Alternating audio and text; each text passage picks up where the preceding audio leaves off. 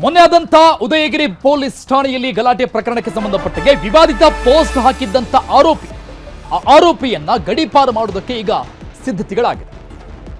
ಬಂಧನ ಬಿಡುಗಡೆ ಆದ ನಂತರದಲ್ಲಿ ಈಗ ಗಡೀಪಾರಿಗೆ ಪೊಲೀಸರು ಸಿದ್ಧತೆ ಮಾಡಿಕೊಳ್ತಾ ಇದ್ದಾರೆ. ವಿವಾದಿತ ಪೋಸ್ಟ್ ಹಾಕಿದ್ದಂತಹ ಆರೋಪಿಗೆ ನೋಟಿಸ್ ಜಾರಿ ಮಾಡಲಾಗಿದೆ. ಸತೀಶ್ ಅಲಿಯಾಸ್ ಪಾಂಡುರಂಗನಿಗೆ ಗಡೀಪಾರಣೆ ಬಗ್ಗೆ ಉತ್ತರ ಕೇಳಿ, ಅಂದ್ರೆ ಯಾವ ಕಾರಣಕ್ಕಾಗಿ ನಿನ್ನ ಗಡೀಪಾರು ಮಾಡಬಾರದು ಅಂತ ಕೇಳಲಾಗುತ್ತೆ. ಇದೆಲ್ಲವೂ ಕೂಡ ಪ್ರೊಸೀಜರ್. ಆ ಪ್ರಕಾರವಾಗಿ ಈಗ ಉತ್ತರವನ್ನ ಕೇಳಿ ನೋಟಿಸ್ ಜಾರಿ ಮಾಡಲಾಗಿದೆ. ಆರೋಪ ಗಡೀಪಾರು ಕುರಿತ ನೋಟಿಸ್ ಪ್ರತಿ ನ್ಯೂಸ್ 18ಗೆ ಲಭ್ಯ ಆಗಿದೆ. ಉದಯಗಿರಿ ಗಲಭೆ, ಉದಯಗಿರಿ ಅಕ್ಷರಶಃ ಹೊತ್ತಿ ಬುರಿದಿತ್ತು. ಅವತ್ತು ಓರ್ವ ವ್ಯಕ್ತಿ ಹಾಕಿದ್ದಂತಹ ವಿವಾದಿತ ಪೋಸ್ಟ್ ಕಾರಣದ ಹಿನ್ನೆಲೆಯಲ್ಲಿ ಸಾವಿರಾರು ಸಂಖ್ಯೆಯಲ್ಲಿ ಪೊಲೀಸ್ ಠಾಣೆ ಎದುರಿಗೆ ಬಂದಂತಹ ಮುಸ್ಲಿಂ ಸಮುದಾಯದ ಯುವಕರ ಗುಂಪು ಕಲ್ಲು ತೂರಾಟವನ್ನು ನಡೆಸಿ ಹುಲ್ಲು ಮೇದೆಯನ್ನು ತಂದು ಬೆಂಕಿ ಇಟ್ಟು ದೊಡ್ಡ ಹೈ ಡ್ರಾಮಾ ಸೃಷ್ಟಿಯಾಗಿತ್ತು. ಆ ಪ್ರಕರಣಕ್ಕೆ ಸಂಬಂಧಪಟ್ಟಂಗೆ ಆ ವಿವಾದಿತ ಪೋಸ್ಟ್ ಹಾಕಿದ್ದಂತ ವ್ಯಕ್ತಿಯ ಬಿಡುಗಡೆ ನಂತರದಲ್ಲಿ ಈಗ ಆತನನ್ನ ಗಡೀಪಾರು ಮಾಡುವಂತಹ ಎಲ್ಲಾ ಸಿದ್ಧತೆಗಳು ಉದಯಗಿರಿ ಪೊಲೀಸ್ ಠಾಣೆಯಲ್ಲಿ ಆಗ್ತಾ ಇದೆ. ಎಲ್ಲ ಸಿದ್ಧತೆಗಳಾಗ್ತದೆ. ಈ ಬಗ್ಗೆ ಇನ್ನಷ್ಟು ಡೀಟೇಲ್ಸ್ ಕೊಡ್ತಾರೆ ನಮ್ಮ ಪ್ರತಿನಿಧಿ ಗಂಗಾಧರ್, ದೂರವಾಣಿ ಸಂಪರ್ಕದಲ್ಲಿದ್ದಾರೆ. ಗಂಗಾಧರ್, ಅಕ್ಷರಶಃ ಉದಯಗಿರಿ ಉರಿಯಲ್ಲಿ ಬೆಂದು ಹೋಗಿತ್ತು ಅವತ್ತೊಂದು ಮಧ್ಯರಾತ್ರಿಯ ದಿನ. ಸೊ ಸದ್ಯಕ್ಕೆ ಕೂಡ ಬೂದಿ ಮುಚ್ಚಿದ ಕೆಂಡ ಅದು. ಈಗ ಮುಂದಿನ ಪ್ರೊಸೀಜರ್ಗಳಿಗೆ ಕೈ ಹಾಕ್ತಾ ಇದ್ದಾರೆ ಪೊಲೀಸ್ ಅಧಿಕಾರಿಗಳು. ಈ ಡೀಟೇಲ್ಸ್ ಇದೆ.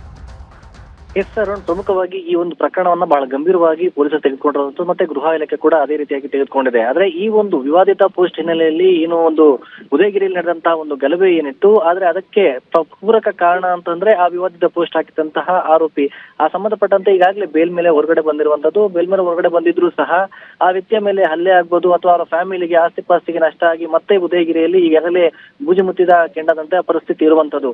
ಅದು ನಿಯಂತ್ರಣ ಬರಕ್ಕೆ ಮತ್ತೆ ಅದು ಮುಂದೆ ಯಾವುದೇ ರೀತಿಯ ಸಮಸ್ಯೆಗಳಾಗದ ರೀತಿಯಲ್ಲಿ ಹತೋಟಿಗೆ ಬರುವ ರೀತಿಯವರೆಗೂ ಕೂಡ ಈಗ ಆರೋಪಿಯನ್ನ ಗಡೀಪಾರು ಮಾಡುವಂತಹ ನಿಟ್ಟಿನಲ್ಲಿ ಈಗ ಪೊಲೀಸರು ಸಿದ್ಧತೆಯನ್ನ ಮಾಡ್ಕೊಂಡಿದ್ದಾರೆ.